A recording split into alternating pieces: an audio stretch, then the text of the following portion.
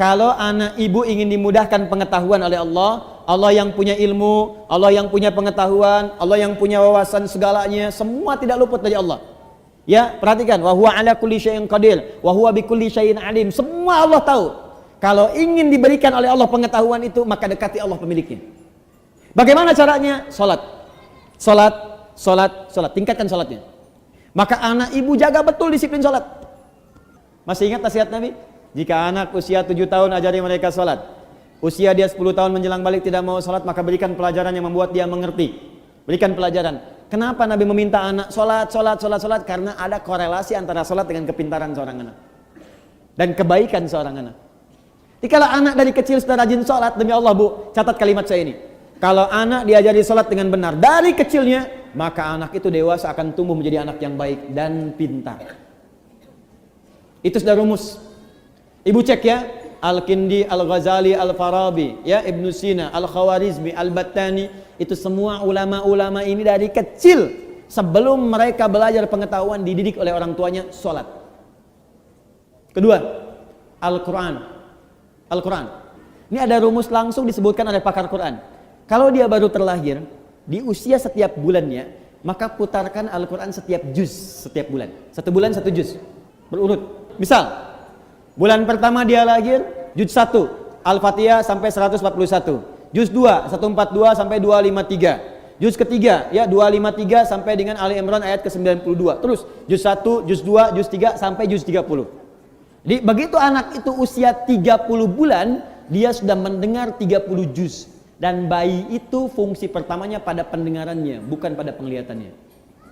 Ketika usia 30 bulan, artinya 2 tahun setengah. 24 bulan 2 tahun, 6 bulannya setengah, 2 tahun setengah dia sudah mulai bisa bicara. Dan dia sudah menghimpun di memorinya 30 juz Al-Quran. Anak itu, ini sepakat para pakar Quran, hanya tinggal diajarkan menghafal Quran 6 bulan, hafal Quran 30 juz. Di 3 tahun anak itu sudah hafal 30 juz. Ibu cari murattal 30 juz. Misal dengan speaker aktif atau yang lain, ibu putar aja di rumah 24 jam. Simpan di ruangan yang strategis, di ruang tengah, di kamar tidur.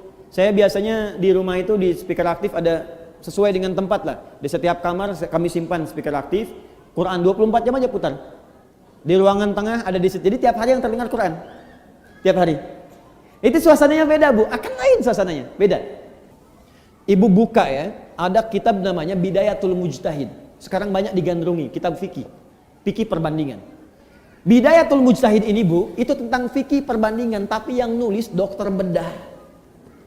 Dokter bedah, dokter spesialisasi bedah, hafal Quran. Dari hafal Quran ini belajar fikih. Hafal Quran, hafal fikih, kedokteran. Ibnu Sina, hafal Quran, hafal hadis, hafal tafsir, kedokteran. Al-Khawarizmi, hafal Quran, hafal hadis, ahli matematika. Tuh. Hampir semua. Ibu kalau nggak percaya silahkan. Dan saya coba memulai membuktikan itu, ternyata banyak dampak perubahannya, betul itu. Ya, saya belajar Bu, saya belajar. Dan ternyata fisika itu banyak yang bersinggungan dengan nilai-nilai keislaman. Ya, di bab gaya aja, gaya gerak sama dengan gaya dorong, F1 sama dengan F2. Ya, apa yang masuk itu yang keluar. Gayanya tinggi, pukulan kencang, rendah sedikit. Sama, iman sedikit yang keluar pun ibadahnya sedikit. Imannya kuat, dicas kuat, yang keluar ibadahnya kuat. Nah, sekarang anak fisika itu belajar untuk ujian saja. Anak sekolah belajar hanya untuk ujian, makanya ilmunya nggak dipakai dalam kehidupan. Saya sarankan begini, mumpung masih ada waktu, ibu dekati Al-Quran. Dan dekatkan anak-anak itu dengan Al-Quran.